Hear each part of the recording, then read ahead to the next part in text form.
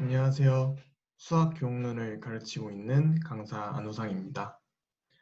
이번 시간에는 저번 시간에 이어서 2주차 이제 스캠프와 딘지에 대한 문제를 푸는 것으로 시작하도록 하겠습니다.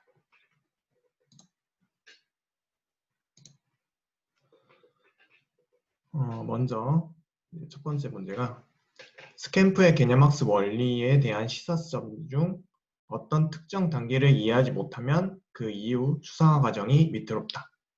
이거는 이제 맞죠? 그래서 저희가 이 스캠프의 개념학습 원리가 두 가지였죠. 하나가 이제 서로 다른 수준의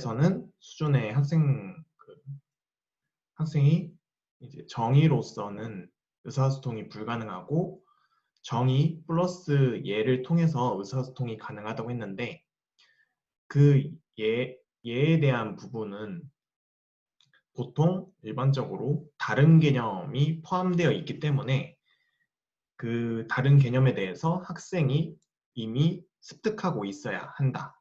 그러한 면에서 이러한 시사점이 나오는 거죠. 그래서 두 가지 시사점인데 그중 하나가 여기 나와 있는 어떤 특정 단계를 이해하지 못하면 그 이후 추상화 과정이 위태롭다라는 점 하나와 그리고 또 다른 하나는 새로운 추상화 단계에서 매번 모든 선행 개념이 사용 가능해야 한다라는 두 가지 시사점이 있었죠. 그 다음 문제로 스키마식 학습은 암기식 학습보다 효과적인 학습이 이루어지며 오랜 시간이 걸리지 않는다 라고 했는데 이거는 오래 걸리죠. 스키마식 학습은 암기식 학습보다 효과적이지만 그 학생들이 학습하는데 오랜 시간이 걸리죠. 그래서 이거는 틀리고요. 그 다음에 관계적 이해는 도구적 이해보다 기억의 지속력이 낮고 새로운 상황에 전이가 잘 이루어진다. 이것도 틀리죠.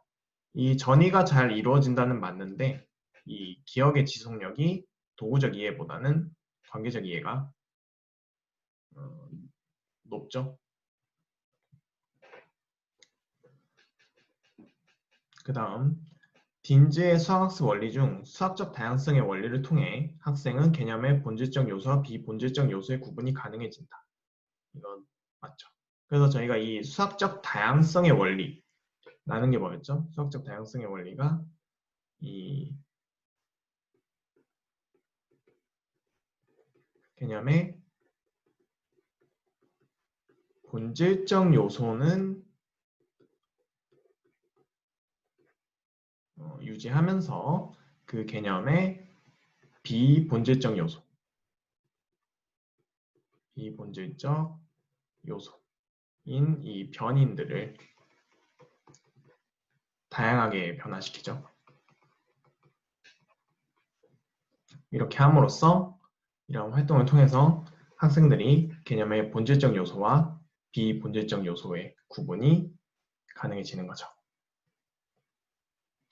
그 다음으로 딘즈의 수학학습 원리 중 역동적 원리에 따르면 수학적 개념 형성을 위하여 예비놀이 단계, 실습놀이 단계, 구조화된 놀이 단계를 순차적으로 적절한 시기에 제공해야 한다. 이거는 틀리죠. 정확한 순서는 이제 예비놀이 단계 다음에 뭐예요? 구조화된 놀이 단계, 마지막으로 실습놀이 단계. 이 단계, 세 가지 단계를 순차적으로 진행해야 되죠. 그래서 이 구조화된 놀이 단계와 여기 실습놀이 단계가 순서가 바뀐 상태여서 이거는 틀린 답이 되죠. 그 다음으로 딘즈의 개념학습 과정 중 추상화 과정을 통해 파악한 개념의 공통성을 간단한 그림이나 언어적인 방법 등 적절한 방법으로 표현하는 시기는 기화 단계다. 이거는 기화 단계가 아니라 표현 단계죠. 저희가 이 기화 단계에서는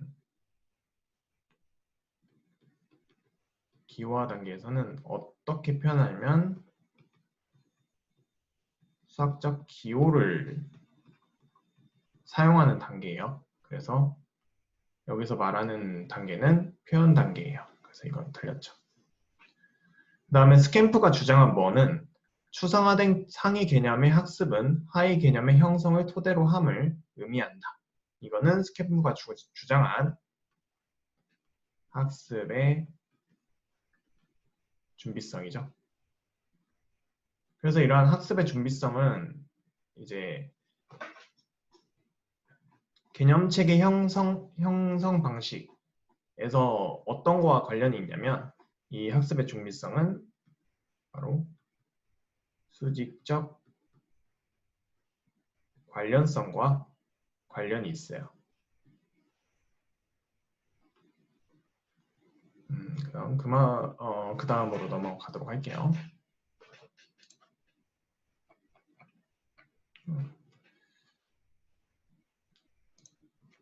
이 페이지의 마지막 문제인데 기존의 스키마를 새로운 개념 학습을 위한 도구로 사용하는 학습을 뭐라고 하죠?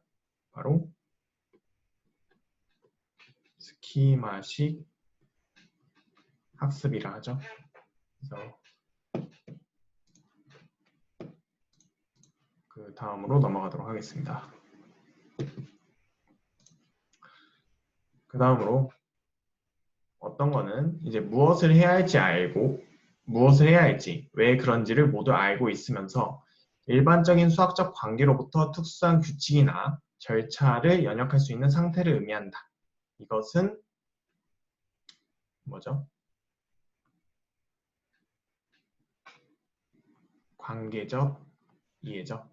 그래서 관계적 이해고 그 다음 거는 이유는 모르는 채 암기한 규칙을 문제 해결에 적용하는 것을 의미한다.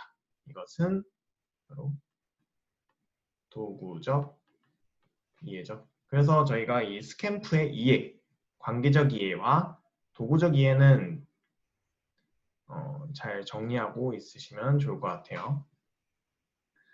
다음으로 딘즈는 어떤 용어를 도입하여 아동들의 개념 형성 과정을 설명하였다. 어떤 용어를 도입했죠? 딘즈는 이 개폐 연속체라는 용어를 도입하여 아동들의 개념 형성 과정을 설명했어요. 그 다음으로 딘즈의 개념 학습 과정은 다음과 같은데 맨 처음 단계가 이제 자유놀이 단계죠. 그 다음 게임 단계, 그 다음 단계가 공통성 탐구 단계, 그 다음 표현 단계, 그 다음 단계가 기호화 단계, 마지막으로 형식화 단계. 이렇게 해서 그 딘즈의 개념학습 과정은 이렇게 6개의 단계로 이루어져요. 다음으로 딘즈의 수학습 원리 중 어떤 거는 분석적 사고를 하기 이전에 구성적 사고를 발달시키므로 제시하는 수학적 상황은 분석보다 구성을 요구하는 것이 우선시되어야 한다. 라는 것은 어떤 거죠? 이거는 구성의 원리죠. 다음으로 딘즈의 수학습 원리 중 뭐는 개인차를 고려하는 방법으로 동일한 개념에 대해 다양한 수단을 사용하여 지각적 표현을 변화시키는 것을 의미한다. 이거는 바로 지각적 다양성의 원리가 되죠. 그래서 딘즈의 수학학습 원리 4가지죠. 위에서 살펴본 역동적 원리와 그 다음 수학적 다양성의 원리 그리고 여기서 살펴본 구성의 원리와 지각적 다양성의 원리 이 4가지 원리가 일단 알고 있으시면 좋을 것 같아요. 다음으로 내려가죠.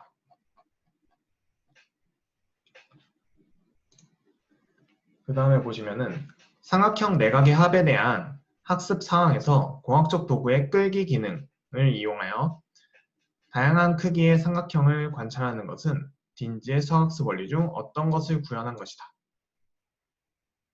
이거는 이제 살펴보면은 삼각형의 내각의 합을 구하는 과정에서 이 끌기 기능을 사용하죠. 끌기 기능을 사용해서 다양한 크기의 삼각형에 대한 관찰을 해요. 이렇게 봤을 때 결국 이 다양한 크기의 삼각형이라는 거는 이 개념이라고 볼 수 있는 삼각형의 내각의 합에서 어떤 거에 해당되죠? 이거는 그 개념의 비본질적 요소, 즉 변인에 해당되는 거죠. 그래서 다양한 크기의 삼각형을 이런 끌기 기능을 통해서 관찰하는 것은 바로 빈질 수학학습 원리 중 수학적 다양성의 원리를 구현한 것이라고 볼 수가 있어요. 그래서 공학속도구에서는 이런 빈질 수학적 다양성의 원리는 이런 식으로 뭐 끌기 기능을 이용한다든지 아니면 다른 방식으로 구현이 되죠. 그 다음에 이제 오스벨과 가네에 관한 문제예요. 그래서 보시면은 오스벨의 유의미 수용학습은 교사의 설명식 수업이다. 이거는 맞죠. 그래서 오스벨은 그 교사의 설명식 수업으로도 충분히 유의미 학습이 가능하다라고 설명을 했어요. 그 다음에 오스벨의 유의미 수용학습 조건 중 하나라도 부족하면 기계적 학습이 일어날 가능성이 낮아진다. 이거는 틀리죠. 하나라도 부족해지면 기계적 학습이 일어날 가능성이 높아져요. 그 다음에 발견학습과 수용학습의 차이점은 학습 방법이 아닌 학습 대상이다. 이것도 틀리죠. 이 발견학습과 수용학습의 차이점은 학습 대상이 아닌 뭐냐면 학습 방법의 차이예요. 그래서 발견학습 같은 경우에는 학생 중심으로 이루어지고 수용학습 같은 경우에는 교사 중심의 설명식 수업이 있죠. 그래서 학습 방법의 차이가 있다는 점. 그 다음에 요약이나 개관은 선행조직자와 다르다. 이거는 맞죠.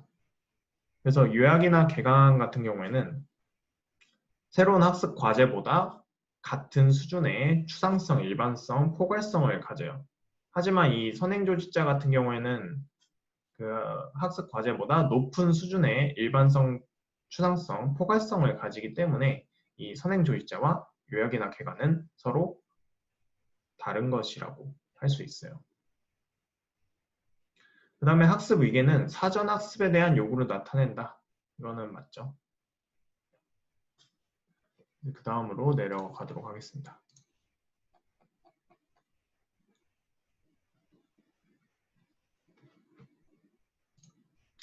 그 다음에 이제 유의미 수용학습의 세 가지 조건이 나와 있어요. 그래서 세 가지 조건이 다음과 같죠. 먼저 어떤 거와 어떤 것을 가진 학습 과제인데 어떤 거와 어떤 거죠? 바로 실사성과 구수성을 가진 학습 과제하고 인지구조의 뭐죠? 관련 정착 아이디어죠. 그래서 그리고 마지막으로 학습자의 유의미한 학습 자세. 이렇게 해서 세 가지 조건이 모두 충족이 돼야 돼요. 하나라도 부족하면 기계적 학습이 일어날 가능성이 높아져요. 다음으로 관련 정착 아이디어와 새로운 지식 사이 거리를 뭐라고 하죠? 이거는 잠재적 거리라고 하죠. 다음으로 오스벨의 학습 유형 중 하이적 학습은 뭐와 뭐로 구분된다. 여기서 이제 하이적 학습을 포섭이라는 단어를 이용해서 구분을 하는데 어떻게 구분되죠? 하이적 학습은 파생적 포섭과 그리고 상호 관련적 포섭으로 구분이 되죠. 그래서 파생적 포섭 같은 경우에는 이제 어떤 특수한 그 개념에 대한 예시를 드는 경우가 되고요. 그 다음에 상호 관련적 포섭은 그 기존에 있던 개념을 수정한다든지 아니면 좀 더 정교화시키는 것을 이제 상호 관련적 포섭이라고 합니다. 다음으로 선행조직자는 새로운 학습 과제보다 높은 뭐뭐뭐 수준에서 제시되어야 한다. 아까 설명드렸죠? 학습 과제보다 높은 일반성, 추상성, 그리고 포괄성의 수준에서 제시되어야 한다. 그렇기 때문에 같은 수준의 일반성, 추상성, 포괄성을 갖는 요약이나 개괄과 다르다라고 볼 수 있어요. 다음으로 오스벨의 유의미 수용학습을 촉진하는 전략 중 어떤 거는 특정 수학 내용의 가장 일반적이고 포괄적인 아이디어를 우선 제시하고 점차 특수화되고 세분화되는 방향으로 학습 지도를 조직하는 것이다. 이거는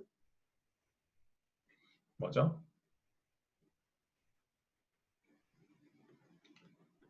점진적 분화의 원리죠.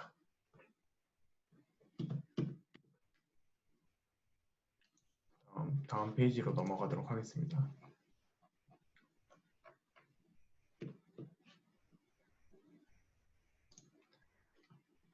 다음에 또 이제 유의미 수용학습을 촉진하는 전략을 또 물어봤어요.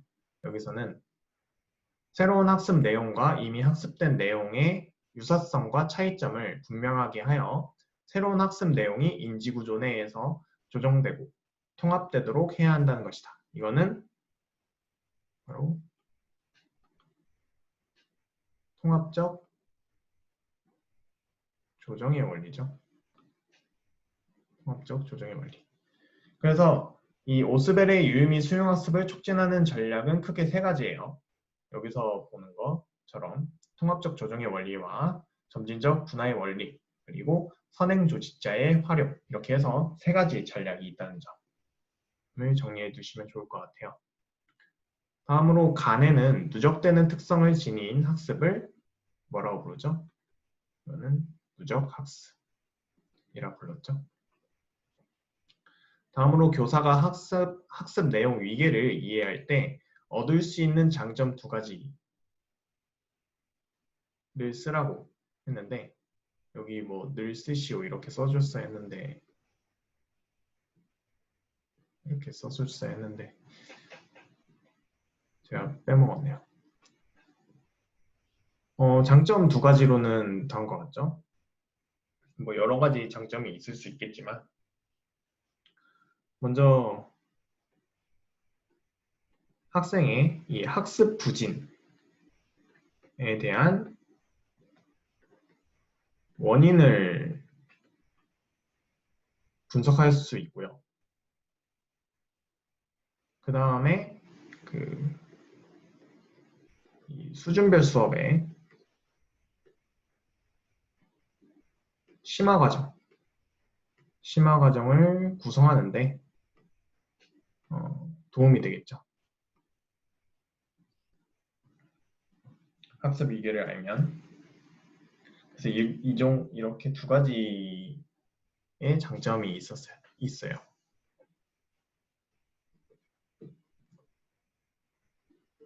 이제 오스벨과 간에 대해서는 이 정도로 풀어볼 수 있고요. 다음으로는 이제 프로이덴탈에 대한 문제를 한번 해결해 보도록 하죠. 먼저 프로이덴탈의 수학화는 현상을 본질로 조직하는 과정이다. 이거는 맞죠? 네, 그래서 현상으로부터 본질을 조직하는 그런 과정이 수학화예요. 그 다음에 프로이덴탈은 브루너의 이하이스 이론을 수용했다. 이거는 아니죠. 이 브루너의 이하이스 이론을 프로이덴탈은 뭐라고 비난했죠? 바로 반교수학적 전도라고 비난을 했죠. 수용한 게 아니라. 그 다음에 현실 내의 문제 장면을 형식적인 수학적 처리가 가능하도록 변환하는 것은 뭐죠? 수직적 수학화다. 이거는 아니죠. 현실 내 문제 장면을 수학적 처리가 가능하도록 변환하는 것은 수직적 수학화가 아니라 수평적 수학화죠.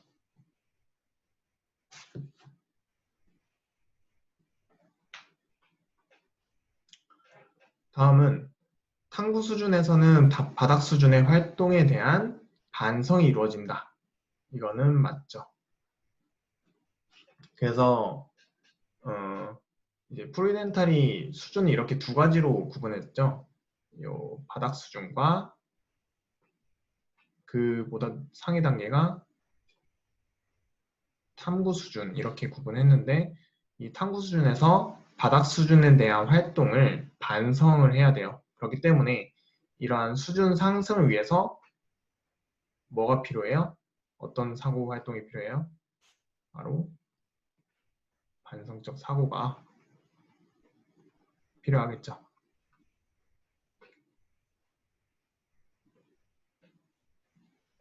다음으로 프루덴탈의 안내된 재발명은 고전적 역사 발생적 원리를 따른다. 이거는 틀리죠. 고전적 역사 발생적 원리가 아니라 뭐예요? 현대적 역사 발생적 원리죠. 그래서 역사 순서를 그대로 따르는 것이 아니라 학습자의 현실에 맞게 재구성하도록 지도하는 게 바로 이 안내된 재발명이에요. 그래서 본질을 재발명시키는 거죠. 학생으로 하여금. 그 다음에 수업에서의 수학화 과정은 수평적 수학화, 응용적 수학화, 수직적 수학화 순으로 이루어진다. 이거는 아니죠. 정확한 순서는 과정은 어떻게 되냐면 수평적 수학화, 그 다음에 수직적 수학화, 그 다음이 응용적 수학화였죠. 다음으로 프로이덴탈은 수학적 개념이나 원리, 법칙이 여러 가지 보기의 관찰로부터 귀납적으로 얻어진다고 주장하였다. 이거는 아니죠. 이런 주장을 한 학자는 프로이덴탈이 아니라 홀리아예요. 그래서 홀리아는 수학적 개념이나 원리, 법칙이 여러 가지 보기의 관찰로부터 귀납적으로 얻어진다고 주장을 했어요. 그럼 프로이덴탈은 어떻게 주장을 했냐면 프로이덴탈은 이 수학적 개념이나 원리 법칙을 발견하는 것은 어떻게 발견할 수 있냐면 바로 정형적인 보기의 예를 분석하면 가능하다라고 설명했어요. 그렇기 때문에 폴리아 같은 경우에는 여러 가지 귀납적으로 얻어야 하기 때문에 여러 가지 보기가 필요하지만 여러 가지 예시가 필요하지만 프로이덴탈 같은 경우에는 이러한 전형적인 보기 예 이 하나만 있어도 돼요. 대신에 이 전형적인 보기의 예는 잘 구성이 된 상태여야겠죠.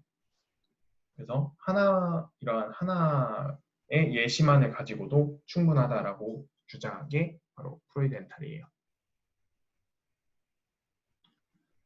다음으로 넘어가도록 할게요.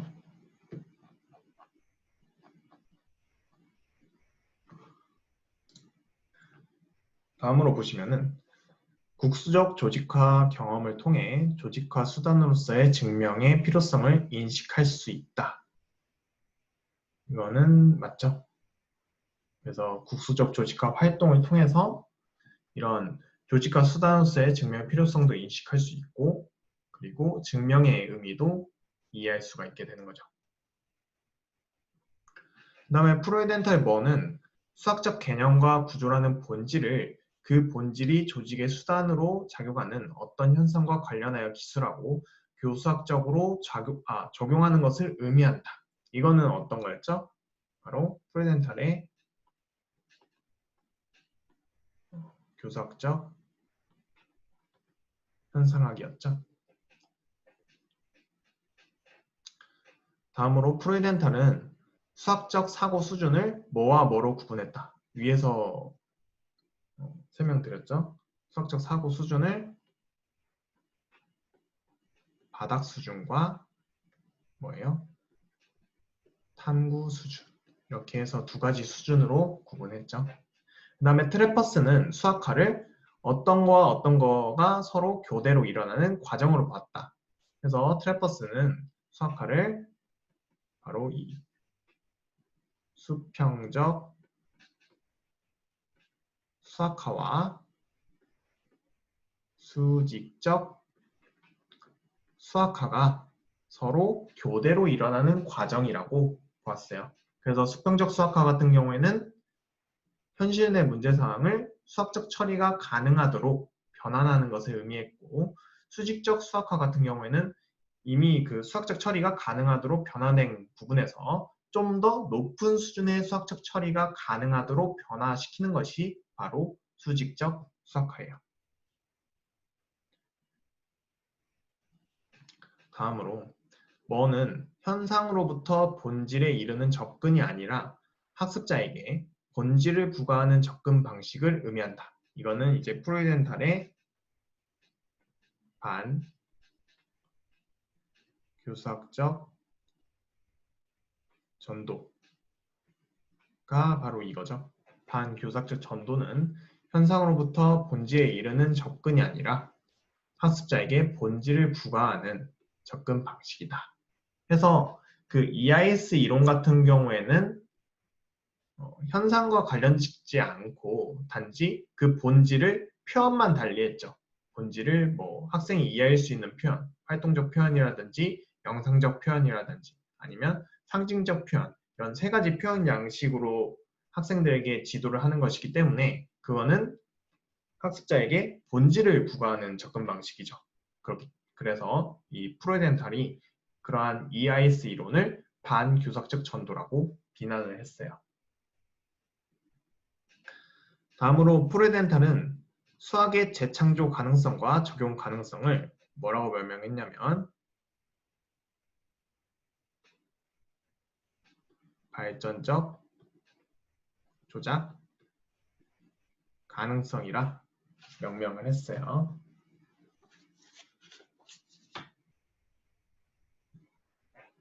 그 다음에 프로이덴탈은 수준의 상승을 가능하게 하는 중요한 정신적 활동을 바로 반성적 사고라고 보았어요. 그 다음에 뭐뭐의 의의는 학생의 입장과 반응을 고려함과 동시에 자신의 입장에서 개인 수학자의 마음에 대해 추측하는 것을 의미한다. 이거는 바로 사고 실험의 의의죠. 그래서 교사는 수업 이전에 가상의 수업 활동을 상상하면서 그 학생들의 입장과 반응을 고려해서 학생이 어떤 질문을 할지, 그리고 그 질문에 대한 적절한 답은 무엇인지 그런 거를 미리 준비하는 것. 그런 게 이제 사고 실험이죠. 그래서 사고 실험의 의의는 학생의 입장과 반응을 고려함과 동시에 자신의 입장에서 개인 수학자의 마음에 대해 추측하는 것을 의미해요.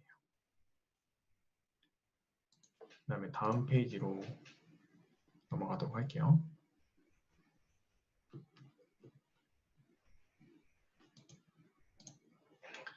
다음에 이제 사고 실험의 역할은 교실 수업에서 학생의 뭐를 돕는 것이다. 이거는 학생의 재발명을 돕는 거죠. 이제 재발명이라는 거는 그 학생이 그 수학적 개념, 본질을 재발명하는 것을 돕는 것을 의미해요. 그래서 사고 실험의 역할은 교실 수업에서 학생의 재발명을 돕는 것이에요. 다음으로 기하의 전체 영역을 정의와 공리로부터 출발하는 공리체계로 조직하는 것이다. 이거는 뭐냐면 전체적 조직화죠. 전반적 조직화라고도 해도 상관없어요. 그 다음에 공리에서 출발하는 것이 아니라 학습자가 접하고 있는 영역에서 참이라고 인정되는 사실, 즉 학습자의 실제로부터 시작해서 부분적으로 조직하는 것. 이거는 이제 뭐예요? 바로 국수적 조직화였죠.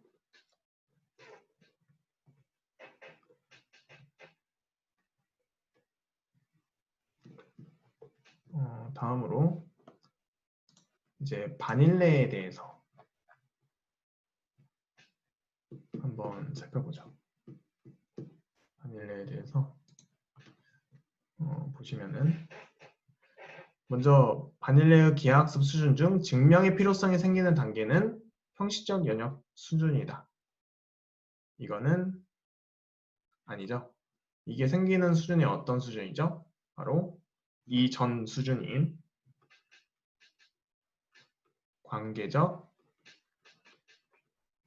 추상적 인식 수준이 바로 인식 수준에서 증명의 필요성이 생기죠.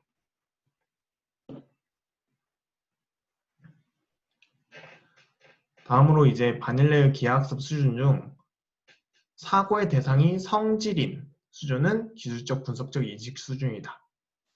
이것도 틀리죠. 이 사고의 대상이 성질인 수준은 바로 관계적 추상적 인식 수준이에요.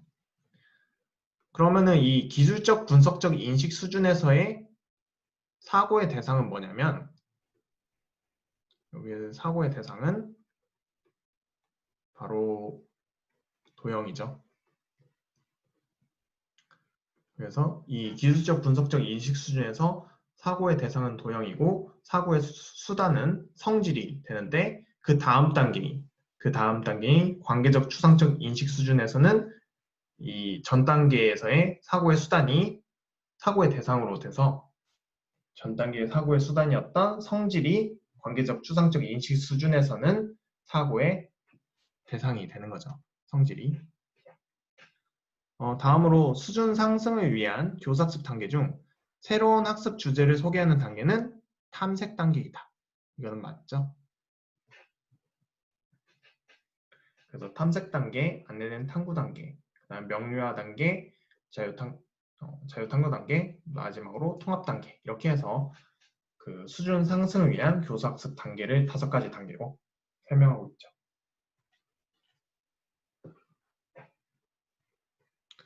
다음으로 바닐레의 기하학습 수준의 특징에 근거하면 한 수준에서 다음 수준으로의 발달은 교육의 내용이나 방법보다 나이나 신체 성숙에 더 많이 의존한다. 이거는 틀리죠. 그 수준 상승을 위한 교사학습 단계를 설명한 것처럼 이 바닐레는 그 수준의 발달은 교육의 내용이나 방법에 의존한다고 설명해요. 그러면은 이 나이나 신체 성숙에 의존하는 것은 누구예요? 바로 피아제죠. 그래서 피아제와 바닐레의 차이가 이런 부분에서 나타나요.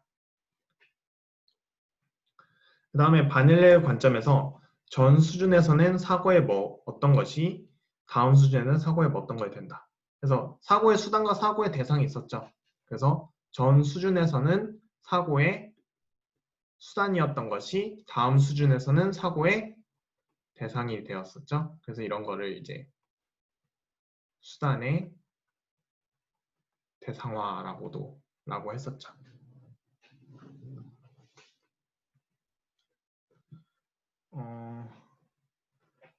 여기 이제 기하학습 수준까지만 이번 주는 여기까지만 할게요. 기하학습 수준은 다음 5가지 수준이죠. 그래서 시각적 인식 수준, 그 다음에 기술적, 분석적 인식 수준, 다음이 관계적, 추상적 인식 수준, 이렇게 그 다음에 이제 형식적 연역 수준, 마지막으로 엄밀한 수학적 수준 해서 이렇게 5가지 수준을 바닐레가 주장을 했어요. 그래서 이번 주에는 여기까지 진행하는 걸로 하겠습니다. 그럼 이것으로 이번 주 그 문제 풀이는 마치도록 하겠습니다. 수고하셨습니다.